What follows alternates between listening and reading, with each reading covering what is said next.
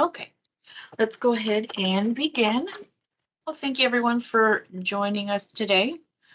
My name is Angelique Rodriguez. I am Golden Crescent Aging and Disabilities Resource Specialist. And sorry, we got some people coming in, kind of in flux. And I hope everyone's doing great on this chilly Wednesday morning. We've got a great lineup today of speakers. Our first speaker is going to be Sister Rebecca Yanisic with Promise Point. Then we have Jen Beardsley with Texas Homeless Network. She's going to be talking about continuum of care. We've got Tanya Lavelle and Rachel Cohen Miller for Disability Rights Texas. And we also have Dr. Mike Etienne, the Assistant City Manager of Victoria, and he's going to be speaking about some upcoming affordable housing in the Victoria area. So let me go ahead and Sister Rebecca, I'm pulling up your PowerPoint right now. We'll go ahead and begin. Let's see. Can everybody see the PowerPoint? All right, Sister Rebecca, whenever you are ready, let me go ahead and I think you're muted right now. Let me find you.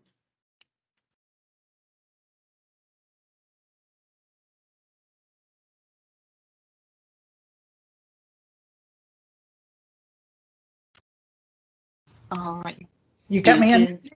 I got you unmuted whenever you're ready. I'm not seeing the PowerPoint. Can you see it? No, I think it went away. Okay. Yeah, the PowerPoint went away. Okay, let me get that. Can you see it?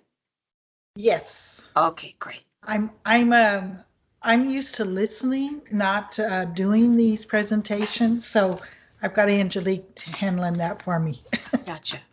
Okay, so I'm Sister Rebecca Yanisic. I'm the Executive Director of Promise Point, and Angelique asked me to share with everybody what is the criteria for becoming a resident of Promise Point.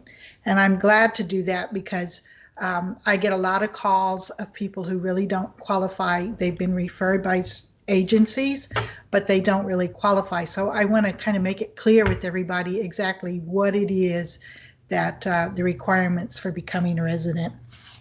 But first of all, what I want to, if you'll change the slide, I want everybody to know what the vision of Promise Point is. It's ending homelessness through community. And by that, I mean that it's the whole Victoria Crossroads region. We need to work as a community to end homelessness, and we can do that. And we're just a little part of that. So if you do the next slide, our mission statement, we provide the homeless of the Victoria Crossroads region with permanent, affordable housing in a transformative, supportive residential community. We offer opportunities for job training, microenterprise, and resources to become self-sufficient, and also to assist residents in identifying and achieving their goals in life so that they become active members of the community and play an active role in bettering their lives. Next slide. So our core values, dignity. We foster respect and compassion, authenticity, practice open and honest communication, hope, finding and focusing on people's strength, justice, building a healthy community that includes anyone in need and willing to respect our core values, acknowledging that everyone has a right to a safe and adequate standard of living and mental well-being. Passion, challenging ourselves and the world around us to the compassion necessary to serve those in need, creating a supportive neighborhood to heal broken lives. And lastly, balance, helping people help themselves. The next slide. So I wanted y'all to know what is our definition of chronic homelessness, because it differs from other people's. We define it as an individual who is without a permanent dwelling, has lived in a place not meant for human habitation, in a safe haven, or in an emergency shelter for an extended period of time, or has had at least episodes of homelessness lasting 90 days or more on separate occasions in the last 3 years. And in there, we also consider couch surfing. If somebody has been couch surfing, it depends on what the situation is, and we're willing to look at all aspects of homelessness and see what is the cause of it. Okay, so the next slide. Criteria to become a resident of Promise Point. First and foremost, what you as agencies need to know, that we only serve single adults over the age of 18 years. Oftentimes we get referrals from people who they're just newly homeless, or they have family members with them.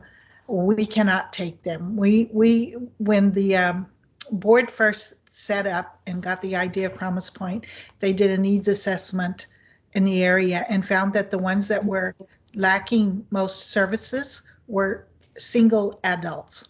So we chose to concentrate on them. Second thing to consider is that we do not consider anyone who is about to lose housing, or is newly homeless, or is homeless less than 6 months. Okay, next slide. Okay, so the qualifying criteria. The person is chronically homeless in the Victoria Crossroads area, which includes the counties of Victoria, Calhoun, Jackson, Refugio, DeWitt, Goliad, Lavaca, and Gonzales. And that they have been in those areas for at least a year. The person has been assessed by the Texas Homeless Network Coordinated Entry Assessment as truly being homeless. They are 18 years of age or older. They have a U.S. government issued ID or fingerprint documentation. They agree to criminal background checks and drug testing. They have a social security card or proof that they are a U.S. resident alien. They can pay rent of $300 a month, an initial deposit of $150 with a stable monthly income of at least twice that rent. They are not on the sex offender registry, and those with violent criminal records they'll be screened, but we are very careful about that. We will work closely with people who have criminal records, but we have no guarantees of placement, but we're pretty okay with them having felonies and things like that. But the most important thing is that they are willing to live as a good neighbor in a neighborhood that is dedicated to respectful coexistence and improvement of the lives of those living at Promise Point. Next slide. I got it. Okay. Sorry, I got to go through my papers here, see where I am. Okay. So the process for entry. The entry point is any agency that assists the homeless. You may refer to us. That is not a problem. If the agency feels the person qualifies, they need to fill out the following documents and send to me. And there are copies of these. Angelique will send these out to you. One is for all programs serving the homeless, the Promise Point qualifying criteria. The other one is the third-party chronic homelessness verification. And then there's the request for the application to Promise Point housing. And this last one is just simply saying that you as an agency have recognized, have seen this person as being chronically homeless, and that you are referring them to seek an application, okay? And an important thing is that is a piece of paper that you actually give to the person that is seeking application. And then it is up to that person to contact me personally, because there are phone numbers on there. and then they arrange an application interview.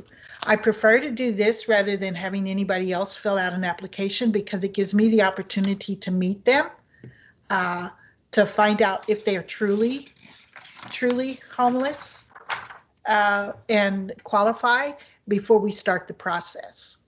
Okay, so the next slide. Okay, so the application interviews are conducted by Promise Point, and we usually do that in the public library or some public place. If the applicant meets all the criteria, a further interview is done by the Promise Point Resident Selection Committee, which is made up of some people from our board of directors and friends of Promise Point. So once they have done that, they and have done a background check and drug testing, and if they feel that this person will fit in with our community and is okay, well then we just seek permission and recommendation to the board of directors, who gives the final approval. So then once the applicant is approved, a date and time is arranged for their entrance into the neighborhood. Oftentimes we will invite them, if they want to see the place ahead of time, we invite them to come out, take a look, make sure this is really what they want to do. And then once that happens, we have a special ceremony that takes place. We tell them they can invite their friends, our family members, or people who have helped them get into the, seek application, have them come. And then we have a special blessing. We bless the house and have a special blessing for them, and they come in. And that's basically it. That's how you get into Promise Point. So I'm willing to answer any questions anybody has. Thank you so much for that. That was, I was coming up with questions, and after my, I thought of the question, the very next slide answered it. So that was very informative. I think there's been a few times where I got some phone calls and I thought that they might fit the criteria, and I think I might have sent a few over there, but I wasn't sure, what the process was, and I'm glad that you were able to get on and give us this information, because I've been to the location. We had a meeting there once, and it's very peaceful, and I know that there's a need for this, so we thank you for sharing this information. Does anybody have any questions? Yes, I have a question. Can you hear Sure. me? Yes, we can. I had two questions. One, how many are currently out there? And what about transportation? Is that provided from out there into Victoria? Okay, currently we have 13. We have 14 available houses. So I have space for one more. And in fact, we have a 15th one under construction at the moment. As far as transportation, the rural bus service does come out, and many of them use that. Otherwise, right now, half of our residents do have their own transportation. So we encourage them to kind of Uber each other around. So they will, pay for them to help them out to get places. But generally speaking, the rural bus service, although it's not ideal, especially if somebody has a full-time job, because the afternoon service ends at 2:00 in the afternoon. So that's a real drawback for that. But otherwise, the rural bus service is good about coming out. I have another question. What happens if they happen to lose their job and unable to pay the rent? That becomes a problem because I don't care how they get their money. They can find source churches, whatever. But if that happens, yes, we would have to ask them to leave, because that is one of the things. They have to pay rent. And I help them when they can, if they lose the job. And I do have what we call a dream fund, and it's for dental, rental, education, enterprise, academic, education, and medical expenses. So that if somebody gets into a problem, we can help them out with that. And we will try to source other people, find other people who would be able to help and willing to pay for them. But then they have to prove to me that they are actually looking for a job and trying to rectify the situation. If they're just sitting there and not doing anything, well, that doesn't cut it with me. Okay, thank you very much. Mm-hmm. How long does the process usually take, the application process and then entry? Depending on if they have all their documents together, they can get them all together. We can usually get them in within 3 weeks, or even sometimes sooner, but average 3 weeks to 4 weeks. Because sometimes what happens, we can't get them in right away, especially if they're like on disability or Social Security and they don't get their check until a certain time of the month. It depends on when they start the process as to when they have funds available. So sometimes it kind of drags out a little bit longer. But generally speaking, once I meet with someone, within 1 to 2 days, I get that information out to the resident selection committee, who meets with them pretty quickly. And then it's just a matter of getting all the ducks in a row. Great. Awesome. Well, does anyone else have any questions for Sister Rebecca? And if you don't think of any right now, don't worry. We'll have another question and answer portion at the end of the event. Does anybody have any questions? No? Okay. Well, thank you, Sister Rebecca, for that information. Thank you. Yes, ma'am. And up next, we have Jen Beardsley. Hi, Jen. She is from Texas Homeless Network, and she's going to be talking to us about continuum of care. So whenever you are ready, you can go ahead.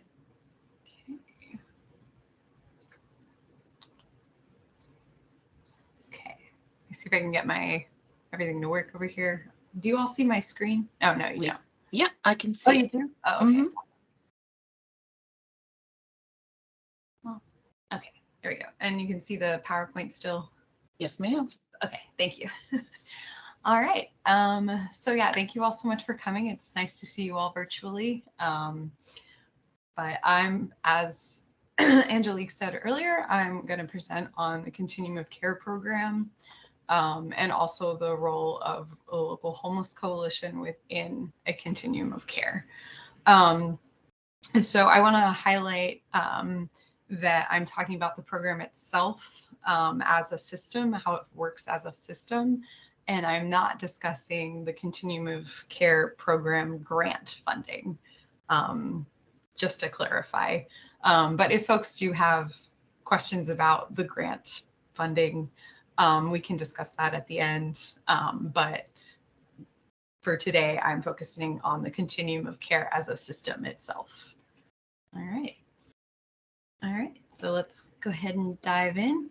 But before we kind of talk about how the Continuum of Care program operates, let's first visit how it operated without the Continuum of Care system. So prior to having a Continuum of Care system, agencies worked very independently. And often when they encountered an unhoused client, they would perhaps refer that unhoused clients to others with or without follow-up. They may or may not follow up on if that client accessed other resources that other agencies were able to provide. And also agencies were networking and collaborating, but not necessarily in ways specific to homelessness. And so the Continuum of Care program was created by the Housing and Urban Development, the U.S. Department of Housing and Urban Development, to change that. So Continuum of Care is intended to change how agencies work together using what's already in place, right? There are already a lot of separate private charities already doing the work, and the intent of a Continuum of Care is to bring those separate entities into coalition together. So that they would form a network of organizations within a region to collaborate and work together around the issue of homelessness and around unhoused clients.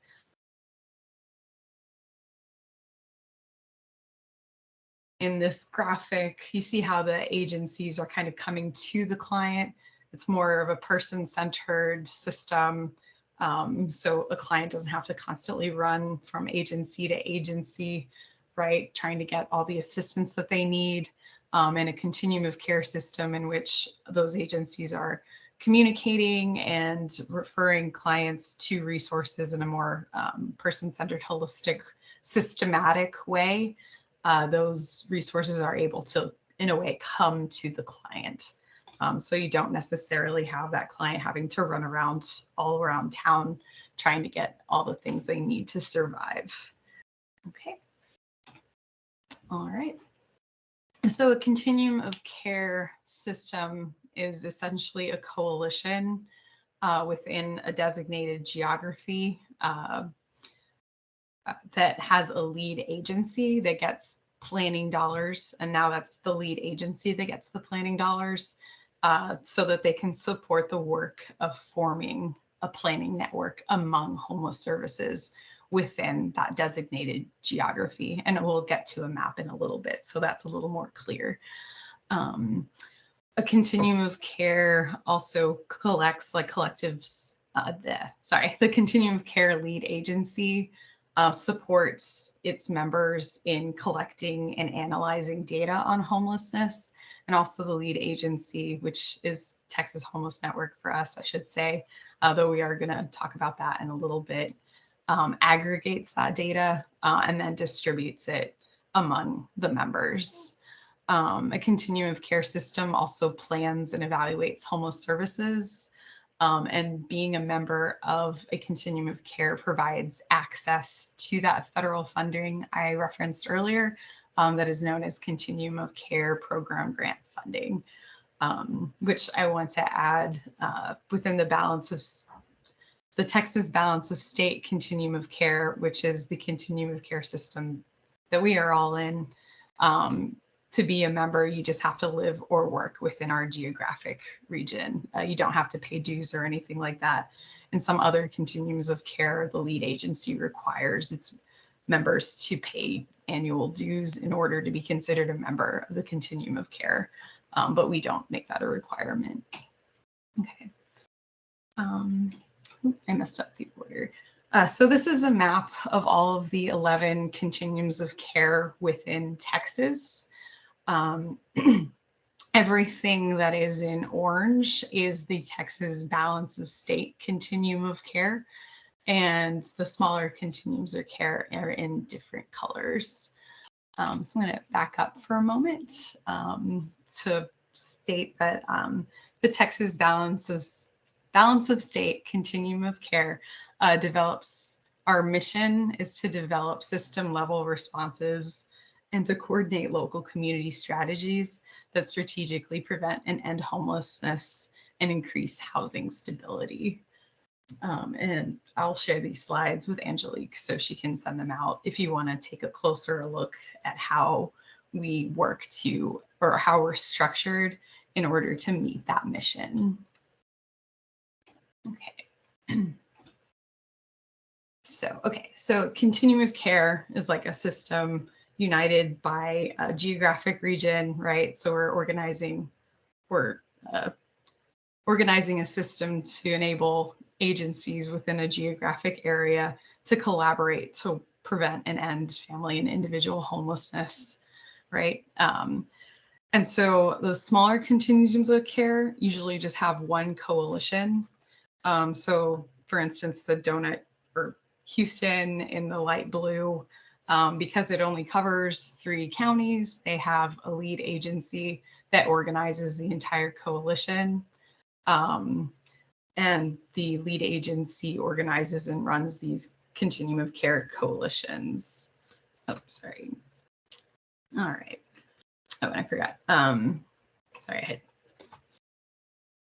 dropped my notes for a minute, but essentially like the network of the continuum of care selects one organization to spearhead or lead the coalition, and that's the continuum of care lead agency. So that within the orange geography, the continuum of care lead agency is Texas Homeless Network. So if you need technical assistance, which is a fancy way of saying I have a question about homelessness and homeless services, you can contact Texas Homeless Network with that question, and we'll provide you an answer without charge because we have the federal funding to do that. We can also provide trainings. We report directly to HUD, and we also do the administrative work that needs to be done in order to run a continuum of care. All right, so lots and lots of paperwork, lots and lots of reporting, all that good stuff. All right, and so we enable, oh, sorry. There we go. All right. So as you can tell, the Texas Continuum of Care is the largest continuum of care in the state by landmass, not by population, but definitely by landmass. There are 215 counties within the Texas Balance of State Continuum of Care, which is 84% of the counties within the state and 87% of the landmass. 13 million people live within those 215 counties, and that is less than half of the population. So you can probably tell that a big challenge within the Texas Balance of State Continuum of Care is the distance between people, right? And also the fact that homeless services might not exist in some areas because homelessness is not visible, or in some very rare instances like Love County, which has, I forget, the entire county has a population in the double digits. They don't necessarily have homelessness because it's pretty much like 4 families that live in that entire county. But then we have like more populous areas like Victoria. Corpus Christi is our most populated community within the Balance of State. So while they do have like homelessness and it's pretty visible in Corpus Christi, it's still not as high as in other as in other cities like Houston, Austin, Dallas. So we do really face that large geography and varying demographics. All right. And it also showed in 2022 that there were 7,054 individuals experiencing homelessness within the Balance of State, and over 27,000 people within the entire state were experiencing homelessness on any given night. So within that orange geography, there are about 26% of the entire unhoused population is spread out in that entire area. And some more concentrated than others. All right, so some of the challenges of having such a large geographic area is having a very diverse population, right? The needs of those in Southern Texas are different from the needs in like Northeast Texas, West Texas. And there are a lot of decentralized service providers kind of working in isolation, especially in those rural areas. And there are a lot of differences in the local resources available to people. And there are differences in stakeholders with different views. But I will say the one thing that this entire orange area is united by is a shortage of affordable housing.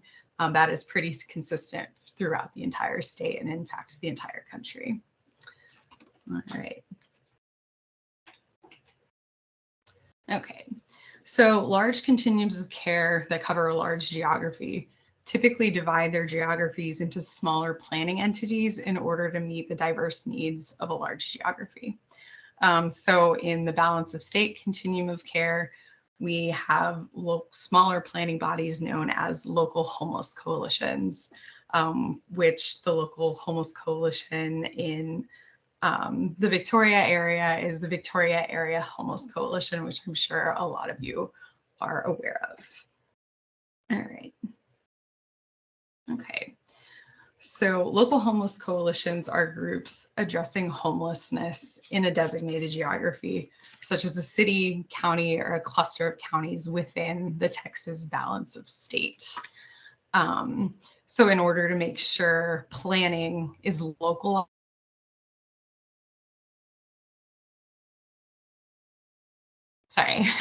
to make sure that planning is localized and tailored to the needs of the community, we have those local homeless coalitions. And they also are responsible for finding data locally, right? Like doing the point in time count, which is the annual count of the number of people experiencing homelessness in your communities. All right. And in Victoria Area Homeless Coalition, you can probably see it on the map. It covers Calhoun, DeWitt, Goliad, Gonzales, Jackson, Lavaca, and Victoria counties. So it's doing a great job of taking a regional approach to preventing and ending family and individual homelessness. All right. This is kind of a little graphic to show, like, kind of sum up the structure of the Texas balance of state continuum of care, how those local homeless coalitions work within it. All right, and here's a larger map so you all can see where everything is. All right.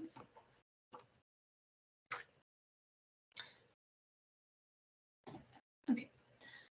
All right, some benefits of having local homeless coalitions.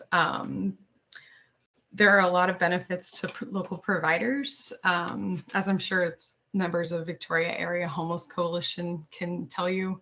And for one thing, being part of a network of people and organizations serving the same population, have a shared awareness of the existing resources among homeless services, being able to come together and share that information in a meeting like what Sister Rebecca was doing earlier, letting everyone know these are the folks that we serve and the people that we can take in. That is a good function of a local homeless coalition. It also helps create a better sense of what the unhoused community needs locally, right? And you also have a lot of opportunities to improve community and data and information sharing. There's a lot of peer learning that could go on within local homeless coalitions, so you can learn the different programs and better understand the resources available.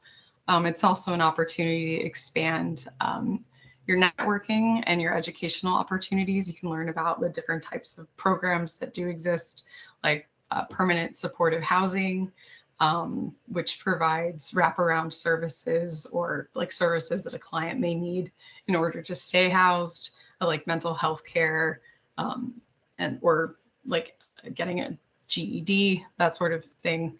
You can also, having a local homeless coalition also increases efficiency of service delivery through coordination and elimination of duplicate services. It also offers an opportunity to share different perspectives, experience, and expertise on the issue of homelessness. And having that exchange can help generate creative solutions, and also, you can also gain different perspectives to see it. Here we go. All right. And also having a local homeless coalition and agencies that host events like this can really benefit the community through like these community education events. We've also had local homeless coalitions put on more like roundtables on homelessness to raise awareness within their community. We had a coalition that put on an art exhibit on homelessness with the university. That we have a coalition that reports to the county commissioners quarterly to let them know what's going on with homeless services, and so on and so forth. All right. Oh, and it also helps you identify community gaps. So you might, in learning about the different types of services that exist in homelessness, you might identify something that maybe the community is not offering, and you can collectively learn about it and determine which agency is maybe already has the resources to like implement some sort of program, or I say program, but it can be something like getting staff educated on a method of helping people get out of homelessness, like diversion. And diversion is when you kind of help a client think through their contacts and who can maybe like help house them temporarily until they can get on their feet. And it can be something like, oh, well, I had a fight with my sister and I haven't talked to her for years. And so you can kind of talk them through it, even offer to like call the sister on their behalf. So it doesn't necessarily have to be something you have to apply it for a grant for. It can be learning about the different types of ways to get people out of homelessness. All right. And overall, it can kind of give you like a bird's eye view of the homeless system's like structure, like so what resources exist, and also a bird's eye view of homelessness itself. Like where are people that are experiencing homelessness? Where do they live? Where do they go to access services? All that good stuff. All right. And I would say, oh, sorry, most importantly, having this local system really, it benefits people experiencing homelessness a lot. There is a ton of evidence that shows people exit homelessness faster and gain access to the resources they need much quicker when service providers work together and are in communication and collaborate together. All right. So previously, this is a chart of the folks that can be members of local homeless coalitions. Previously, large continuums of care that had local homeless coalitions within their geography only had those that were funded as part of the local homeless coalition. So it used to be made up exclusively of funded projects, such as those that ran emergency shelters that were using emergency solution grant dollars, or those that ran supportive housing programs with continuum of care program grant dollars. They would be the only members of a homeless coalition.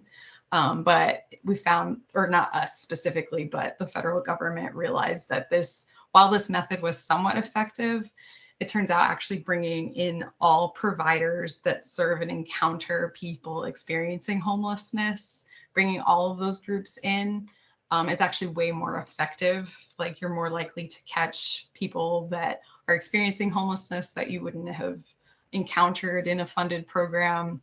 You might be able to identify people that are in danger of falling into homelessness faster.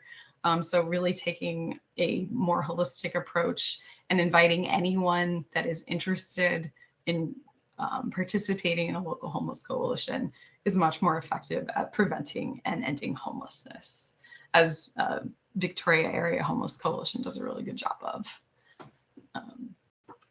So another benefit of having a local homeless coalition is that you can coordinate funding applications among agencies to reduce local competition. So there are different types of programs and multiple agencies who provide those services. And there are also different types of funding services with money available to support that program, right? So often, multiple agencies will try to receive funding from the same funding source, and that is not efficient.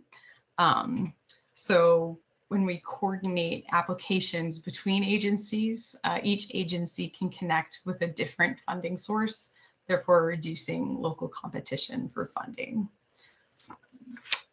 All right. All right. And a local homeless coalition development is constantly working to form and support and continue the community-wide collaboration. And so kind of deciding, this is kind of, you can look at this later if you'd like, but some important elements of local homeless coalition development includes continuously reaching out to interested parties or parties that you think would be like an important part of the coalition. Always allowing time for learning and relationship building. So inviting different agencies to come and speak about what they do so that everyone is aware of what resources each agency within the community offers people experiencing homelessness. Agreeing on that meeting structure, your leadership structure, and also revisiting it time to time to make sure that that structure is still serving the agencies involved.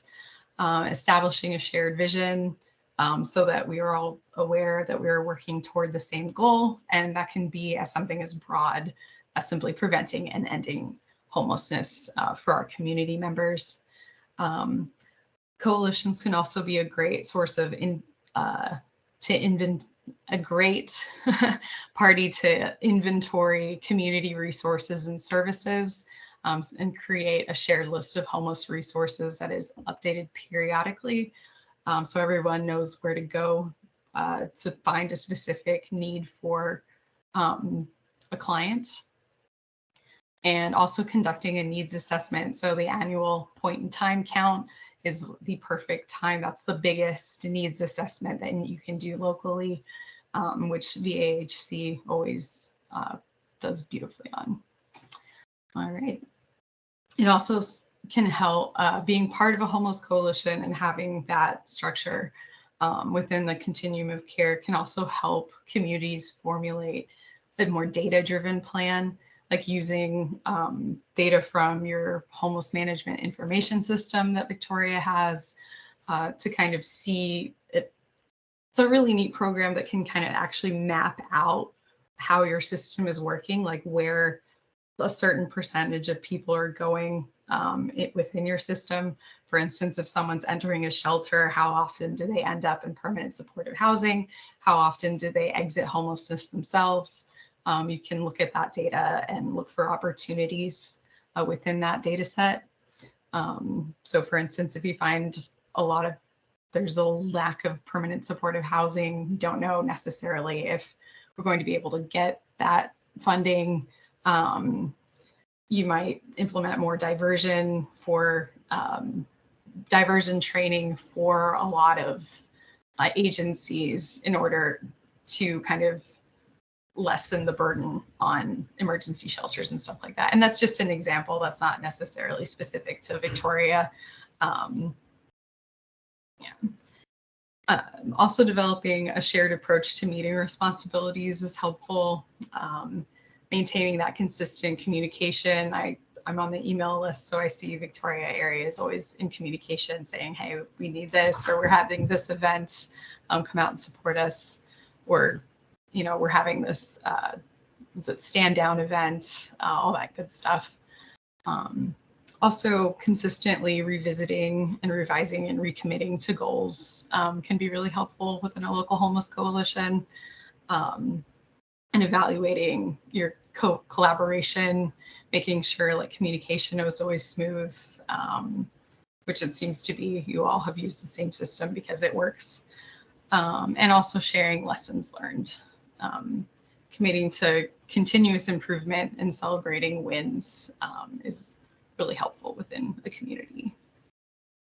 All right.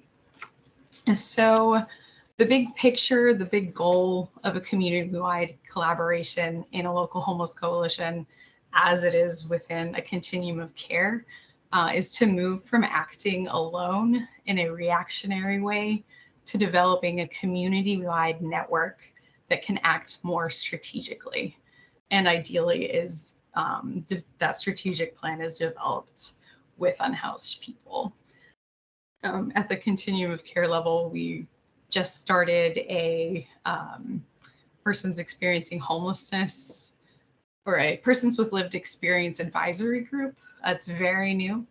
But we're starting to invite people that have experienced homelessness to come and give their feedback and insight into the system that we're designing for them. And sorry, we would like to extend an invitation to anybody in Victoria. If you have lived experience of homelessness and you'd like to become part of that group, so that you can help us design a more strategic approach to ending homelessness, you can definitely reach out to me. One piece of advice I would always give agencies that are new to coming into the continuum of care system or new to a local homeless coalition is to kind of adjust your expectations especially by expanding your time horizon. Expand how much time you think getting started takes and kind of how long it takes to get projects done. I would say the biggest asset you can have or personal characteristic. I don't know why this word is eluding me. Words this morning aren't coming to me as easily as they should. But having a lot of patience and like understanding that this work takes a lot of stamina is important. All right. And in the long term, within a continuum of care system and within a local homeless coalition, building relationships is really essential to sowing the seeds to addressing community homelessness and to ending individual and family homelessness. I remember Keith Rucker, who's the president of Victoria Area Homeless Coalition, told me how when he was part of the coalition some years back, the federal government's priority was unhoused youth. And then as it moved along, it shifted completely to focusing on making sure that all communities created 10-year plans to end homelessness. And then it pivoted again, and they completely scrapped that 10-year plan to end homelessness requirement for communities and shifted to ending homelessness for specific populations. Like veterans or youth or chronic homelessness. So in order to weather these constant changes coming down from the federal government, having those relationships, right? Like continuously growing and supporting your working relationships among agencies is really important to weather those changes. Yeah. And so I'd say building those relationships, those connections with other agencies is like the biggest benefit of being part of a continuum of care system and a local homeless coalition. All right, so I know that was a lot of information, but here's my contact information if you'd like to follow up with me about anything, and I can take a moment to take any questions you might have. Right. Thank you so much for that, Jen. That was very informative. I'm part of the Victoria Area Homeless Coalition, and we do have a very diverse group of members that we all, it's like your slide showed, we have people from the schools, we have people from shelters that are part of the coalition. And it's great because we all see a different aspect of, homelessness. So we're able to kind of bring together our resources and say, okay, what's the best way for us to help, our community. And as in fact, right now, this week is the Hunger and Homelessness Awareness Week. And so every day this week, there's something going on. Today, it's Day of Care, which is going to be at our local kitchen. It's called Christ Kitchen, and people are, going in there and getting health checks and getting haircuts. We were able to get a local barbershop to go in there. So we were able to bring together all of the resources and reach out. And so it's very important for us to get in there and really see what the needs are of our homeless population. And thank you for giving this information. So because my invitation for the Ignite the Connection, it expands over anybody that I've ever talked to, or anybody you might have ever talked to. It's like I reach out as much as I possibly can. Yeah. And so there may be people on here that, may not be from the Golden Crescent area.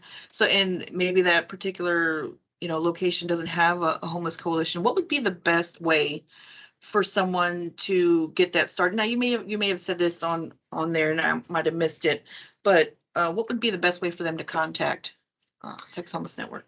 Yeah, if you specifically if you're from an area that does not already have a local homeless coalition, the best person is to get in touch with me, Texas or Jen at thn.org.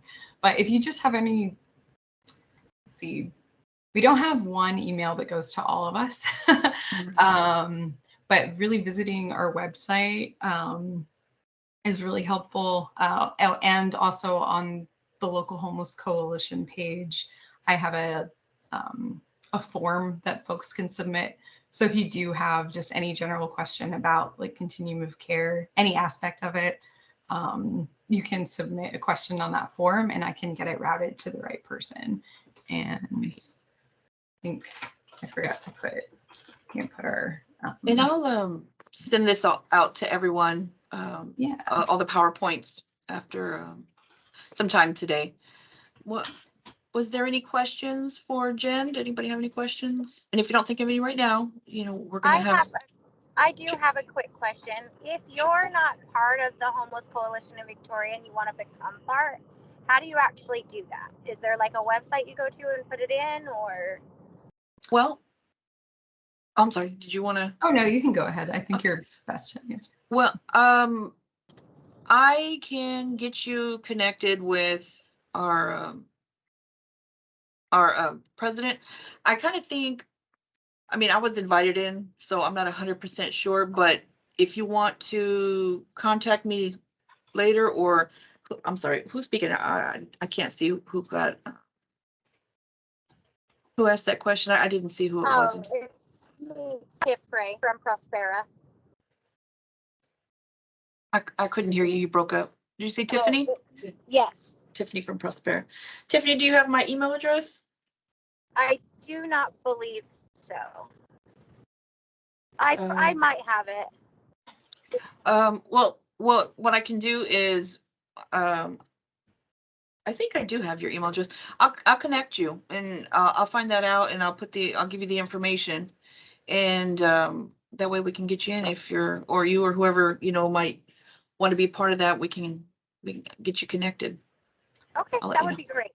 Great. I think there've been problems, Angelique, with it seems like this meeting moves a lot. And if I miss a meeting, because I missed one due to weather, I never got another invite to where I'd know where the next meeting was, because it had been at several places before. Well, Is it stable? since the pandemic hit, we've been on Teams. It's usually on a Wednesday. The past year and a half, maybe 2 years, it's been on a Wednesday. So it's every quarter on a Wednesday on Teams. So if you haven't been getting my invitations, my invites? No, ma'am. Well, who's that speaking? I'm sorry, I can't see who it is. Kathy Moritz. Kathy. Kathy, remember we had I had an issue with Oh, yes. the email? Try me again. All right, I will make sure. Thank you. And if not, I'll call you. I got your number. So that way to make sure that you got it. All right, thank you. Yes, ma'am. Were there any other questions for her? If you can't think of any right now, at the end of the event, we'll have another question and answer portion. Was somebody going to say something? I was going to jump in really quick. Sorry. Just really fast. If you go to Texas Homeless Network's website, which is just chn.org. If you go to the Texas BOS Continuum of Care and tab and then join us, you can find the local homeless coalition link. And I also put it on the slides so you can access it more easily later. I list the contact information for each coalition. Toward the top of the page, it just says click here to access current local homeless coalition contact information. And then you can find, just in case other folks that may not have been able to speak up decide later that they'd like to, you can find that information on our website. But yeah, thank you all so much. It was great speaking to you, and feel free to reach out if you have any questions. Thank you so much, Jen. All right. Up next, we have Tanya Lavelle. She is from Disability Rights Texas, and I believe she's going to have Rachel Cohen Miller speaking with her. They're both from Disability Rights Texas. Tanya, are you with us? Yes, ma'am, I am. All right. Whenever you're ready, you can begin your presentation. Okay, bear with me as I try and share my screen. I have not really, oh, there we go. There's a button.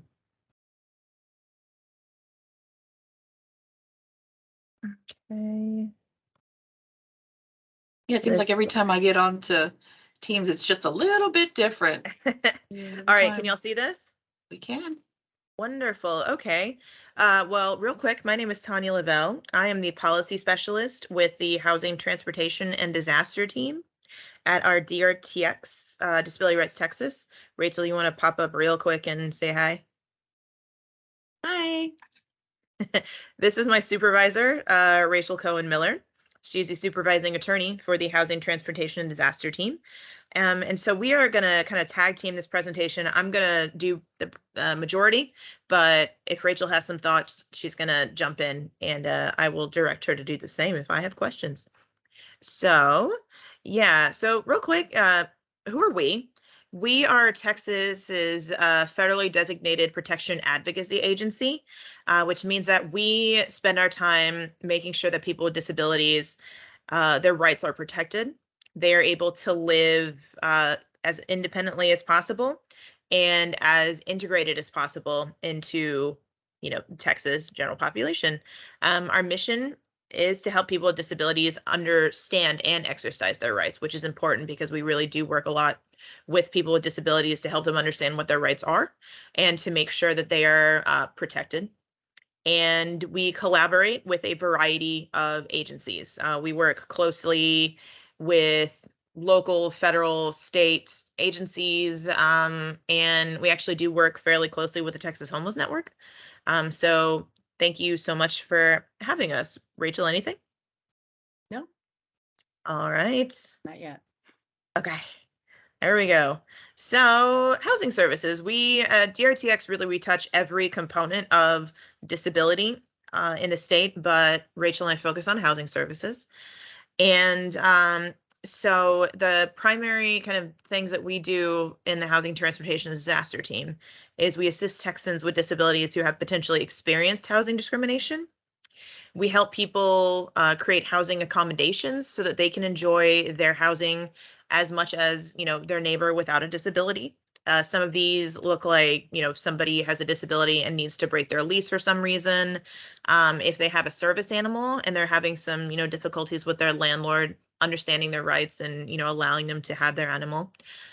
Or doing something like a payment plan. We had a lot of this happen during COVID when people with disabilities really had to choose between their health and their income because they could not work due to their disability, and what COVID meant in that, kind of in that situation, that it would really put them in danger to get out in public and to, really work.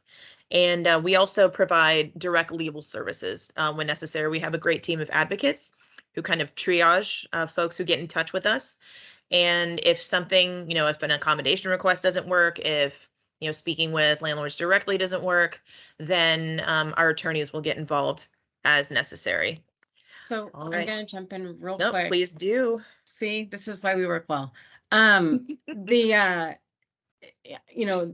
with this is geared towards homelessness, and so some of the barriers that we've seen to to housing for homeless people that are homeless, and I'm sure I'm just reiterating what everybody here already knows, the criminal convictions or bad history in terms of like an eviction on somebody's record, or owing money to either a landlord or a potential creditor, like let's say it's credit card company or something like that. A lot of what we've seen recently and just generally is that, especially for folks that are homeless, those barriers, whether it's the criminal history or it's money that's owed, are disability related. Not all the time, but a lot of the time.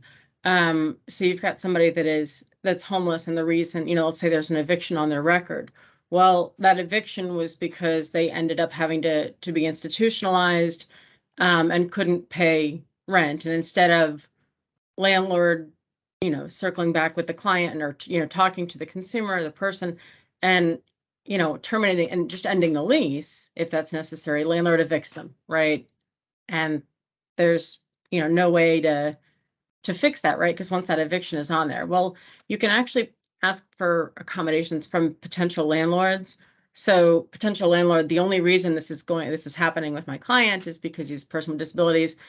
Please change policy and evaluate my client without this eviction, or without looking at the debt that we're talking about, or without looking at the criminal history. We see it a lot with veterans who have some kind of, there's either an arrest or a conviction for something. And a lot of times it'll stem from PTSD. And so what you say is, look, it wasn't diagnosed. Nobody knew about it. Now it is diagnosed. Client's getting treatment. That's not an issue anymore. So things like that. So those are some of the things that we see, particularly with homelessness. So yeah. Thank you. Thank you. Mhm. Okay. All right. So with that in mind, I'm going to go ahead and jump into our legislative priorities. Since our presentation is really kind of split in two, if it's all right with you, Angelique, I'll take questions about the first bit, if that is okay, before we get into legislation, since it is, kind of separate. So if that's okay with you, Sure. yeah, I'm happy to, we'll take any questions about what we do. Does anybody have questions about the housing services or anything that we've spoken about so far? If you don't have any right now, they'll have we'll have another question and answer portion Absolutely. towards the Mhm. end. So Yeah, because this focuses on us, but I'm about to get into stuff that focuses on everybody. gotcha. Yeah, so legislative preview, this is my area of expertise, and I'm going to do my best to sort of give you guys some ideas of what to expect during the next legislative session. Obviously, legislators do a lot with housing, a lot around homelessness. They're not necessarily policies that will help the clients that we're trying to serve with folks who are experiencing homelessness. So that's definitely something to keep in mind. But here we go. So here's kind of an outline. These are anticipated issues for the next session. Funding, property taxes are always something folks talk about. Specific issues impacting homelessness and affordable housing. And then I'm going to talk about kind of the things that DRTX is working on, because we're actually working very closely with the Texas Homeless Network on the majority of these issues. So funding, this year, Texas has a tremendous budget surplus. We are looking at $27 billion, which is a lot. Usually we don't have much. I think last year we had maybe 11. And, generally there's a great hesitancy in Texas to spend funds, especially on things like social services related to the stuff that we work on. So within the budget surplus, there is a $3 billion pot of money that is unspent in federal funds that we got from COVID, the American Rescue Plan. I personally and other advocates, including Texas Homeless Network, have done a lot of advocacy around this, requesting that any of this money be put into housing. So far, no dice, but that is still sort of sitting there. And if I'm sure you guys have probably heard of the Rainy Day Fund, which is a pot of money that Texas uses largely for set aside with oil money. And it has a constitutional budget cap. And right now there's too much in there. So that's something else that the legislators are going to have to address. State leadership, like the governor and lieutenant governor, have already sort of mentioned a couple of things they want to do with this budget surplus. Property tax cuts, that's something that's always being talked about. That is a priority for them. And border security, you're talking Operation Lone Star, things like that, is something else that they have mentioned that are priorities for them. And I know there are others, but those are kind of the main ones that I think are probably going to cost the most money. So more into property taxes. So there is a focus on reducing them. This obviously is going to have a bigger impact on people who are actually homeowners, which not people who are homeless. Higher income households will see really the benefit of a property tax cut. Renters don't pay property taxes. They can be lower income households. And so, those folks are not going to see really any benefit from a reduction in property taxes. And I'm going to try and talk about public facility corporations. I am new to this, but this is something that's going to come up, I think, in a big way. So PFCs are kind of community landowners. They can be community colleges. They can be cities.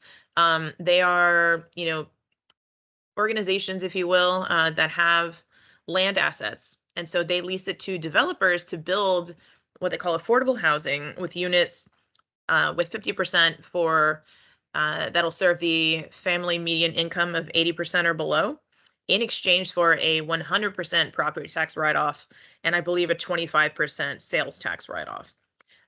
This is a huge amount of money. Like this is millions and millions of dollars a year. And these developments usually have to stay affordable for at least 20 years. And so that is a tremendous amount of money. And where this money would go, largely those sorts of property taxes are going to, schools and local, safety net systems. And so with these developments, the concern right now at the legislature is that, I mean, first of all, I'll give you kind of a glance of what 80% AMFI looks like in Austin. For a family of four, that's $88,000. So that's pretty high. That's a lot of money. And so folks like that can get into these low-income units. And, that's not really helping the population that we serve, that, the homeless population certainly, or extremely low income folks, which are actually the people who need these units. And currently this program it's pretty much unregulated. You can do pretty much anything you want with these. And it's oversubscribed, obviously, because developers want to get into this because they get a giant tax write-off without really having to do much at all. So legislation has been proposed, is being proposed to add transparency. So, localities, the state can see where these are. I mean, there's no geographic boundaries. Like this program is really all over the place. And there is really a difference of opinion on how to approach this. Folks who kind of work in the social services space, who serve really low income folks who are interested in that population, are advocating for a much lower AMFI threshold. So, something like 25% AMFI, like much lower, and for more units, really to kind of bring actually serve the city and serve the needs of folks in Texas, as opposed to just getting these massive write-offs for not doing much. But as I mentioned, there's a difference of opinion.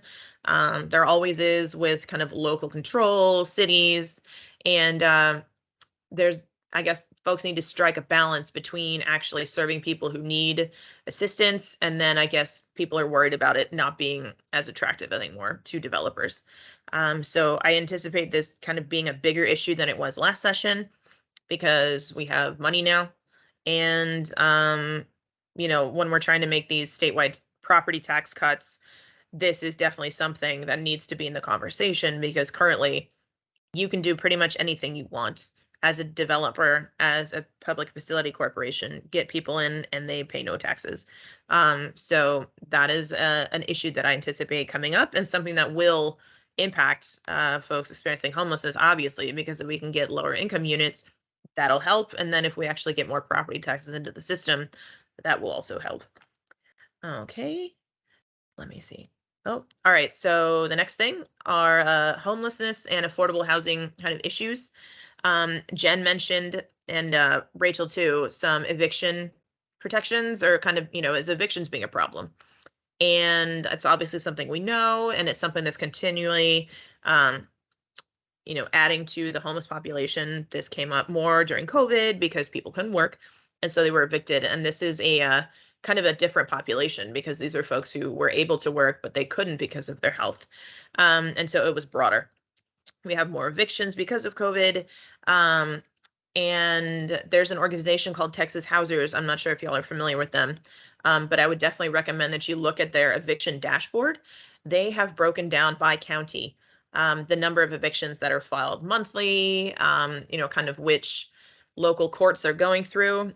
And the issue is that a lot of courts are not actually reporting eviction data. And so what we're seeing is, a certain eviction rate, but it is more than likely much higher than that because we're not getting enough data.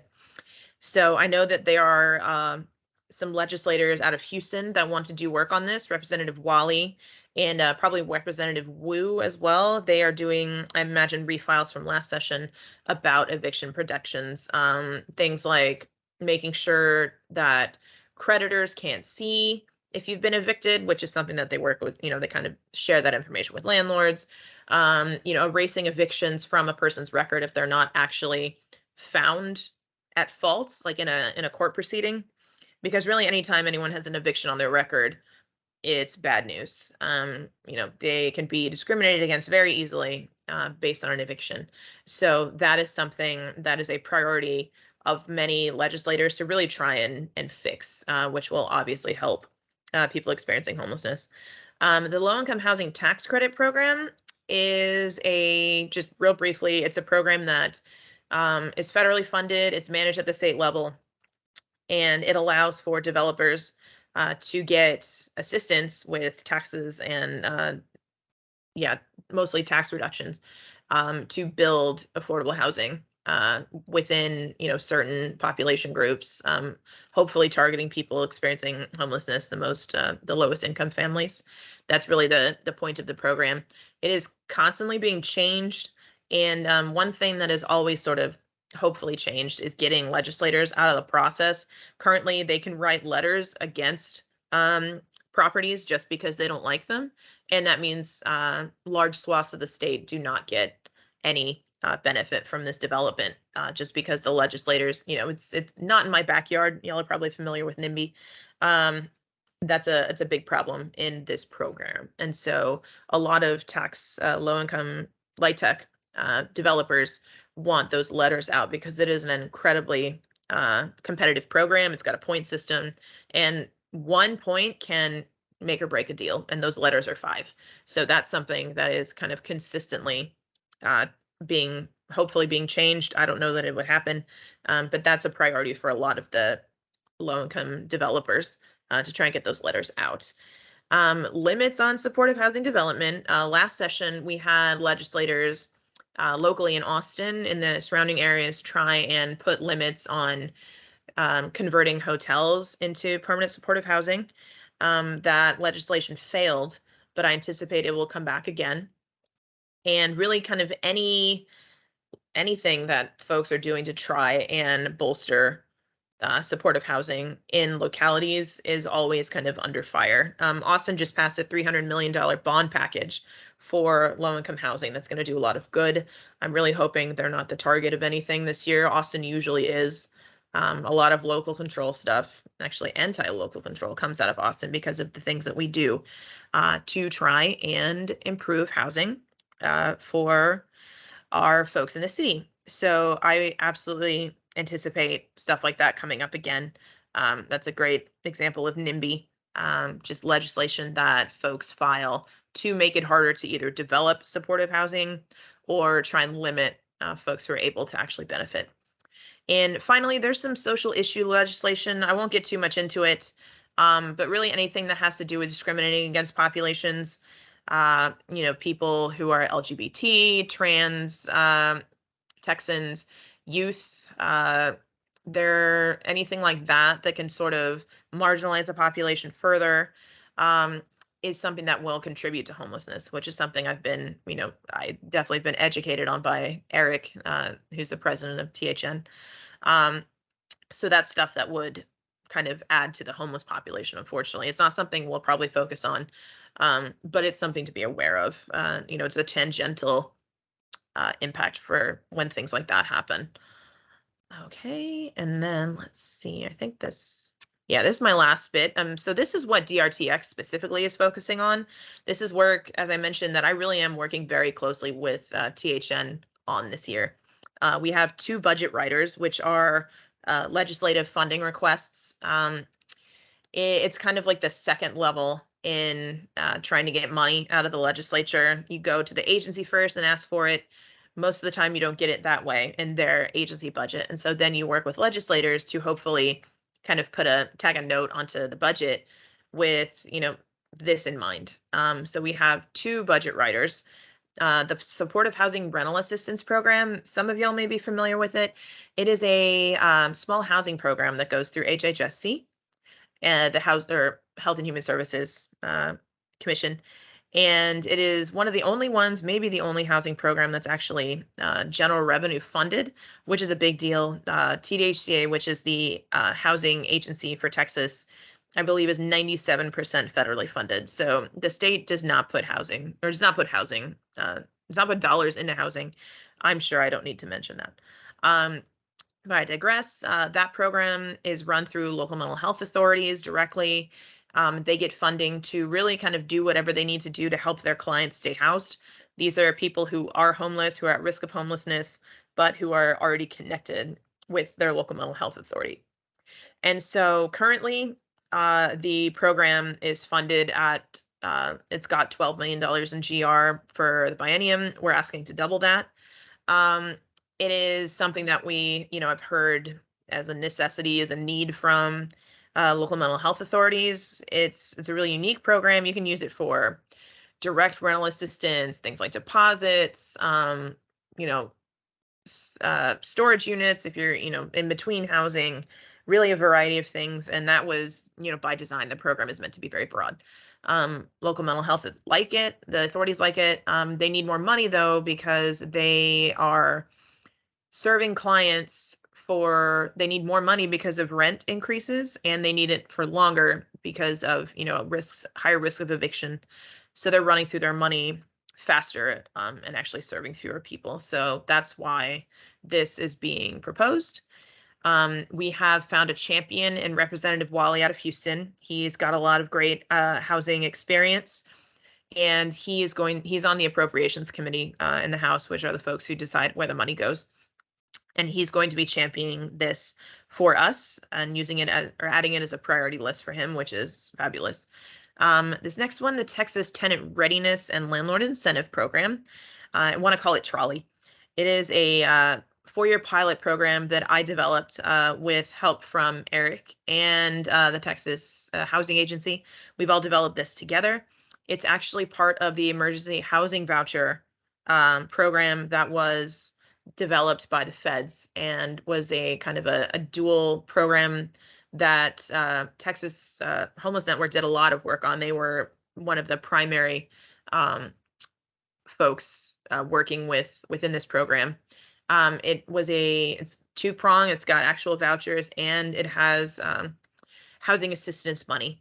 And it's going away because it's federal and, it was one-time funding. But what we're proposing is that we keep this $3,500 in housing stability funds to help people who are already, who have been awarded vouchers, federal, state, local, whatever they have, to become stably housed and to become competitive tenants, if you will, because of the housing market. You can have one person with a voucher and one person without a voucher show up for the same amount of money, and landlords will just immediately take the person without a voucher. And so what this money would do is it would allow tenants with vouchers to work with local nonprofits to use funds to, buy furniture if they need, to clear up some credit issues, to do back payments for utilities, or to even just give landlords a check up front to encourage them to accept them as tenants. And it's been working at the state level within the emergency housing voucher program. And so this is, it's another kind of wheels are already turning idea.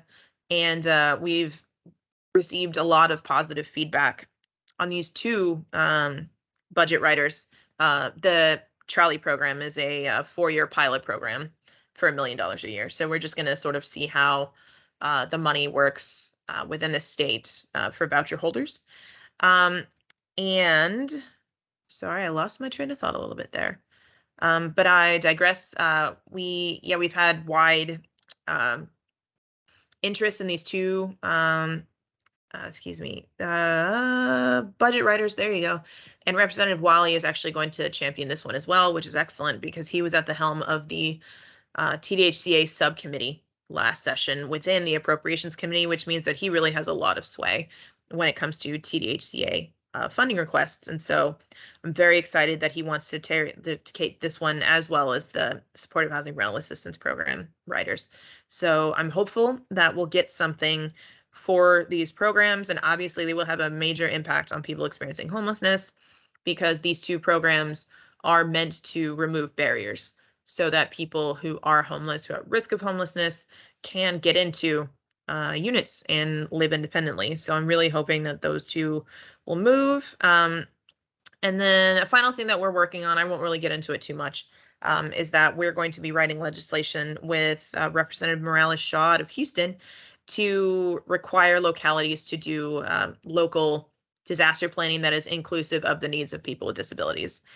there is a large overlap between the homeless population and people with disabilities. People with disabilities are overrepresented.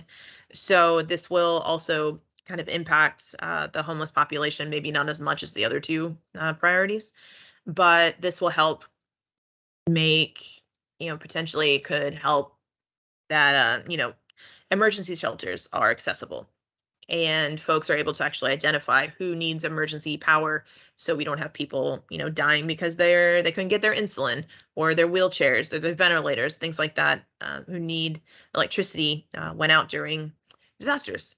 So I do believe that is the end of my presentation. I forgot to put my contact information, but Angelique is more than happy to share mine with any questions, and I'll take questions obviously also. Right now, I know that was a lot of information and probably a little bit different than the stuff that y'all usually talk about. So does anyone have any questions? And again, if you don't think of anything right now, we'll do it. Another question and answer portion at the end. And that was a lot of great information, Tanya. What you've got planned, with TRLI, that sounds great. I hope that comes through. I know you put a lot of hard work into that. And there was a question that eviction protection. Yes. That is, so it's, if someone do they need to have a already like an eviction letter, or is that something like if somebody's being told, look, you've got a month, and then they haven't gotten the eviction letter yet, do they need to have the specific the letter stating to be evicted? You mean for the legislation in particular, like the kind of efforts that they're putting forward to manage eviction protections, or like kind of up them, or are we talking about people with disabilities being evicted in general? Because various rental assistance programs may or may not require eviction letters. Some of them require cases, so they're very specific depending on programs, depending on kind of what you're looking at. In terms of legislation, I think that it is focused more on preventing evictions kind of once the process starts, and stopping that. So, I mean, the credit management piece where you keep the information hidden from creditors is obviously it's different. It serves the population kind of on the back end also, but further on the back end. And then, yeah, it seems like a lot of what they're doing is trying to mitigate the effects of a potential eviction. Yeah. So Rachel, do you have anything else that you wanted to add about that in terms of like eviction letters? I think I had the question that you asked, which is, are we talking about legislation, or is this like a client or somebody's called, a consumer's called and with a question? Well, like a consumer's called. I've had calls before, because stating that, look, they told me they're gonna evict me, I'm disabled, I don't have any family, what do I do in this situation? So and typically I'm able to refer people out, but since you help with that, what would y'all recommend? So it's a twofold piece. Is it when you're getting calls, or do people not have the money to pay the rent? Is that what's happening? Right. So generally people are going to have to pay rent, right? I mean, unless it's some kind of subsidized property, like with a housing authority, that housing authorities are a little bit of a different story, because they can kind of adjust down the amount of rent somebody is required to pay, or, subsidized property. But if it's run-of-the-mill landlord, what we generally try to do is two things. One, we try to find, is there a source of income somewhere? Is there money that could come in somehow, right? From whether it's, relief from rental assistance from the local county or the city or somebody else, or if it's a church or nonprofit, somebody that's willing to put money up. One of the things that we have tried to do is slow the process down. And so we say, hey, client is engaging with this provider, with these services, and they're trying to get money to pay you. Please give us some more time, right? Give clients some more time. And that, if you can slow the roll sometimes, you can try to work something out. And whether it's like a payment plan or, hey, I'm talking to these folks, and so we're able to do that, particularly if it's disability related, right? Like I don't have income because I can't work right now, right? My COVID's acting up, or whatever it is that's happening. That is something that we do a lot. So yeah. Great.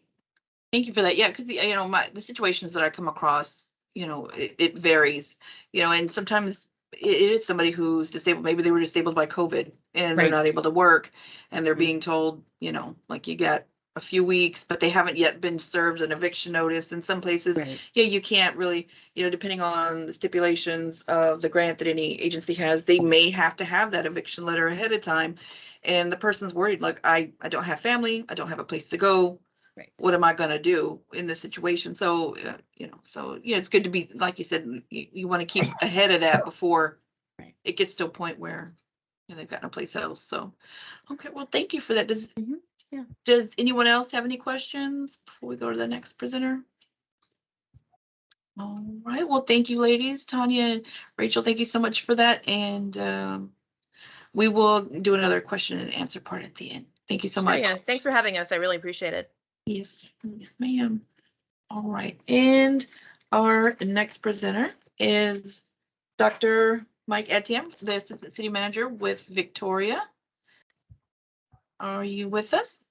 Yes, I am. There you are. And good morning, Angelique. Good morning. Good morning. Glad to have you here. Yes, I'm here. So let me say welcome to everyone on the line. Again, thank you, Angelique, for inviting me to say a few words Absolutely. on housing in Victoria. So I'll be very brief in my presentation. But to start off, I guess you all know that providing affordable housing is a top priority for the city, and that was identified in the comprehensive plan or the master plan that was developed about 6 years ago. So the city, since I've been here about 2.5, 3 years, we have been partnering with Habitat for Humanity, the Housing Authority, and private developers to expand or increase the supply of affordable housing in Victoria.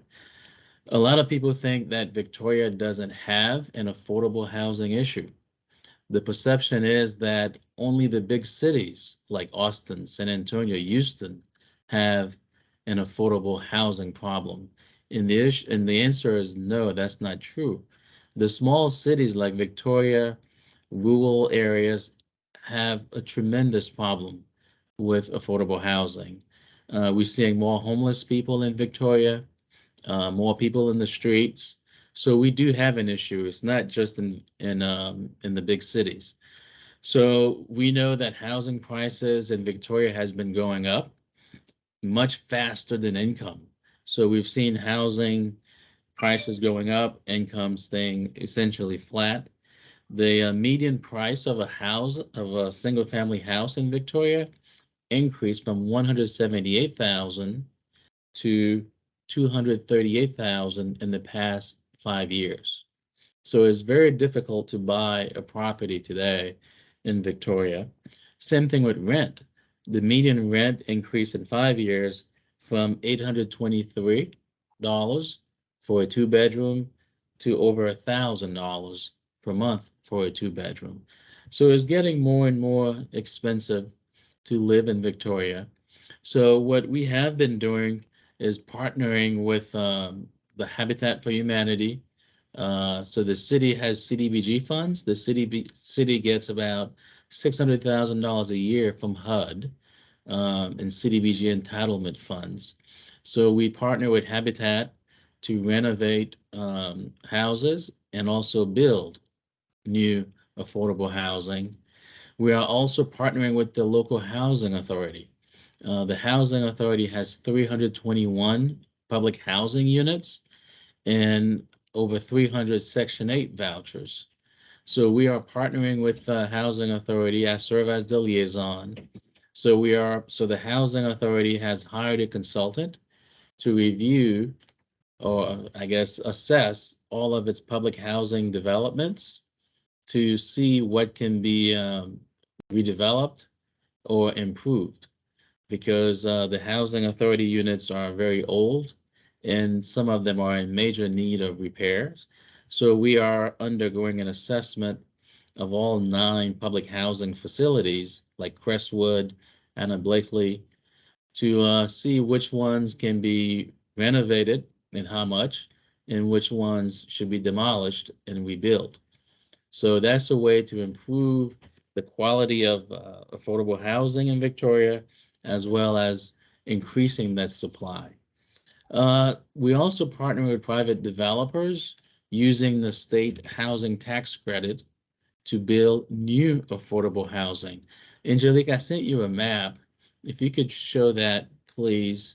So, so the city we recently, I guess, we energized our housing finance corporation. That's a city nonprofit. It's a public nonprofit that was created to help increase the supply of affordable housing. And we currently have 3 projects that we are working on. The first one is Enchanted Gardens. This one is open. It's on Ben Jordan, and they are now taking applications. So the Enchanted Gardens is a 4% tax credit project that we partnered with a developer called Realtex out of Austin, and it's 168 units, and you can see the address, and the total development cost was $31 million. So we have over almost 200 people on a waiting list for this apartment complex. It is built, and they are taking applications. So if an individual wants, looking for a unit, they can go by the office and fill out an application, or they can call this number, and that's 361-212-3707. They can call. So the development has a pool, it has a washer and dryer in each unit, granite countertops, a dog park. So it's a state-of-the-art facility, and it's our first one, and it is open, and they are taking applications now. So that's on Ben Jordan, and it's called Enchanted Gardens. So the second development that we are working on is with the NRP group. It's a much larger development. It's on the south side. It's in Silver City. The developer plans to break ground sometime in the spring, and it will be again 324 units next to Dudley Elementary School. The total development cost there is $75 million. That's 324 units on the south side, which is just huge for the south side. I should say that the rents at Enchanted Gardens, they start for 1 bedroom, they start at $372 per month, and they go up to $792 a month. That's for 1 bedroom. So it's 372 to 792. For a 2 bedroom, 2 baths, it starts at $447 a month to $951 a month for a 2 bedroom. And for a 3 bedroom, it starts at $517 a month to $1,100 a month. So again, we encourage, if anyone is interested in getting a unit or renting a unit at Enchanted Gardens, they just can go by the rental office or call the number. The Odom Street on the south side, the rent for those will essentially the same, except it will have 4-bedroom units as well. So for 1 bedroom, it starts at $313 a month to $734 a month. For 2 bedrooms, it starts at $381 to $923 a month. 3 bedrooms, $446 to $1197 a month, and then a 4-bedroom, $499 to about $1,300 a month. So the rents, we try to keep the rents affordable as much as possible, but you have to have income to qualify. You have to have good credit and so on. So those are the three that we are working on right now. Well, the third one is the Fish Pond development. I'm sorry. So Fish Pond is a senior housing development. We have been told by many of our residents that we need affordable housing for our seniors. So the city supported a developer out of Austin to build to get a 9% tax credit award from the state. And it's this development is next to Shipley's Donuts on Navarro. It's at the corner of Hiller and Navarro. It will have 75 units for seniors, 1 and 2 bedrooms. And the rent for the senior apartments will go from $350 a month for a 1 bedroom to $750 a month. And for a 2 bedroom, $400 a month to $890 a month. That's what that's what they plan to rent the units. And of course, they will have amenities and so forth. I think someone mentioned the issue of NIMBY. We are encountering that, the issue of NIMBY, because you have some neighborhoods that do not want affordable low-income housing, quote unquote, in their neighborhood. So the tax credit program does bring out some NIMBYism, but we are working through those as we go forward. So those are the 3 developments that we have essentially underway. We're also looking at single family developments. The city of Victoria has a lot of vacant lots. I'm sure you know. Vacant lots that have tall grass, weeds, not being productive. So we are looking at acquiring those vacant lots. The city will acquire the vacant lots, especially those that have code violations, buy those, and then essentially gift them or transfer them to private builders for $1 or $0 to build new single family housing. So we are targeting our low-income neighborhoods, especially Queen City, South Side. We think Habitat could be a recipient of those lots. The city is even going to the courthouse steps. The county sells, or at least, they do courthouse step sales, like where they sell the tax delinquent properties. So the city will send a staff to essentially compete with the flippers. We'll compete and try to acquire those tax delinquent properties so we can get them back on the tax roll. Put a family, build a new single family house for our residents. So these are this is a quick update, Angelica, of what we are working on at the city. Again, we are working with Habitat for Humanity to build more single family housing and some rehab. We are working with the Housing Authority to look at the units at the Housing Authority to either fix them or demolish them. And then we are partnering with private developers like the tax credit program from the state to build new affordable multifamily housing, and of course the single family infill housing program. So any questions? That was very quick, but let me know if you have any questions. Well, I do, with the fish pond, you may have mentioned it and I might have just missed it. Do we know when that's gonna start to be developed? Is there a If all projected- goes well, because developers are seeing the increase in interest rates and construction costs. So if everything goes well, they will start construction in February.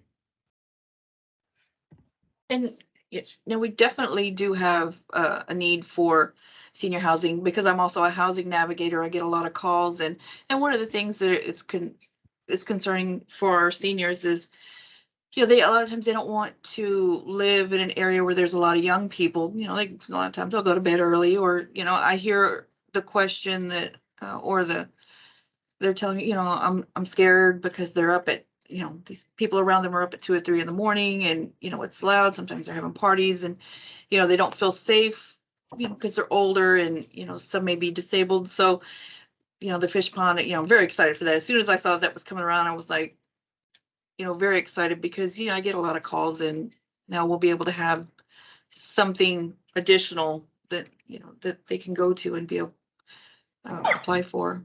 Yes, and it's it's in the College Park neighborhood, which is a very nice community, and it's very close to DTAR Hospital and so forth. So it's got some good amenities for seniors.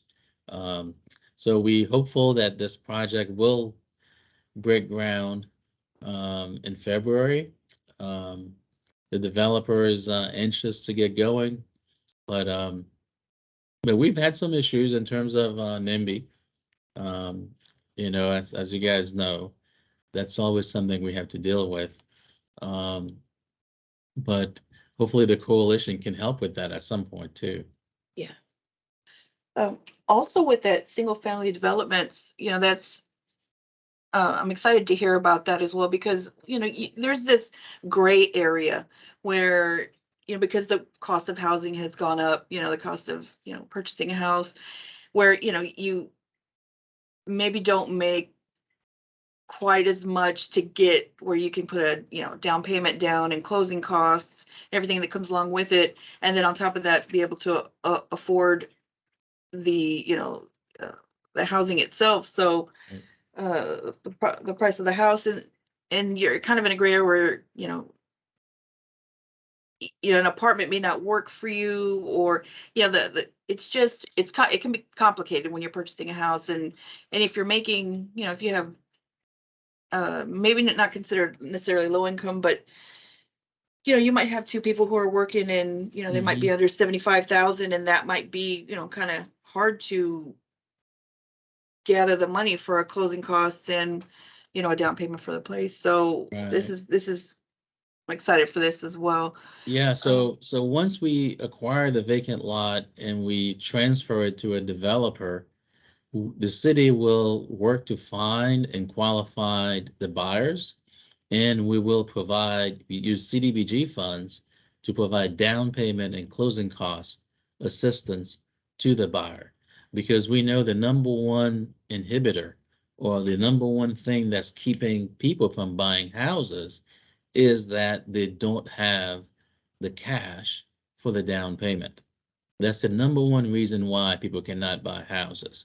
They just don't have the money to put 20% down, 15% down, whatever the bank requires or asks them. So the city will provide the down payment and closing cost assistance to the buyer to make it affordable. And then also giving the lot for free to the developer will make it affordable, because we telling the developer they cannot sell that house for more than 15% profit, like above the construction costs. So if it costs the developer $100,000 to build a house, they cannot make a profit. They cannot sell it where they would make a 15% more than 15% profit. So they have to keep it affordable, and we will provide down payment and closing costs assistance to the. So we are targeting right now lots in Silver City on the south side, lots in Queen City, and also other parts of the city. But those two neighborhoods, Silver City, Queen City, are the targeted neighborhoods for revitalization, because those two, they're considered two of our most distressed, lowest income neighborhoods. Awesome, that's great. Yeah. I remember hearing about this before, and I thought, well, this is wonderful. And the fact that, you know, the areas that could definitely utilize, you know, could have the revitalization and assistance with the down payment and the closing costs. That's great. Now, and I'm going to send this information out to anybody who wants to, you know, the information that we were sharing a while ago. I'll send that out to everyone if Was there any other questions or anything else anyone has? Well, The other thing I'm excited about too in Helica is the working with the housing authority. You know, I think the housing authority has new leadership now with D. Ross, and they are doing a great job, a new board. I'm excited that we've hired a consultant to essentially assess each of the public housing developments, assess them, see what kind of conditions they are in, and then make an assessment or determination if they should be demolished or renovated. So, you know, rebuild. right. Because a lot of the public housing developments we have in the city, they are old. Right. They're old and in poor condition. I think looking at them to see if we can rebuild them with better amenities, parks for our residents, I think is exciting. So Yes. the consultant is supposed to complete that study by the end of this year. So the consultant will tell us which ones should be renovated, which ones should be demolished and rebuilt. That's great. You know, and I remember we at the ribbon cutting ceremony for Enchanted Gardens, one of the things too that I took a look at, because we were talking about, I was there with Nidra, Yeah. right? Yeah, okay. And we were talking about you know, the facilities. We had walked into some of the apartments together, and she was talking about, you know, how they were looking to do some updates. And one of the great things that we noticed was that with Enchanted Gardens was that it was accessible for persons with disabilities. You know, I have a friend that's in a wheelchair, and so that's one of the first things I look for. Are the door frames wide enough? Is the bathroom accessible? And there was a lot of that. Like every apartment that I went into had, you know, everything was wide enough and everything was big. And we talked about that a little bit when me and her were both at the Enchanted Gardens ribbon cutting ceremony. So I'm really excited about this. I know everybody else is too. We definitely do need affordable complexes and housing here in Victoria. Was there any questions, any other questions for Dr. Mike Etienne that anybody had? If not, and you think of something, you can just shoot me an email or give me a call. And thank you so much for that. Thank you. And let me go ahead and get us. I'm going to put my contact information. Give me just a second here.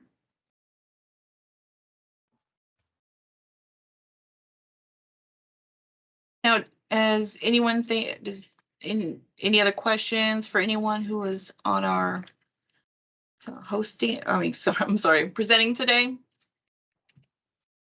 And again, if you don't think of anything, you can just, you know, send me an email, and I will be sending out the PowerPoints later on today. And also the recording is going to be on our, well, it's going to be, I'm going to try to put it on the web, have it put on the website as well. I know I said that with the last Ignite the Connection, but there was some difficulties, but we do have it on our YouTube channel. So if you go to YouTube and put Golden Crescent Regional Planning Commission, you'll see the last Ignite the Connection.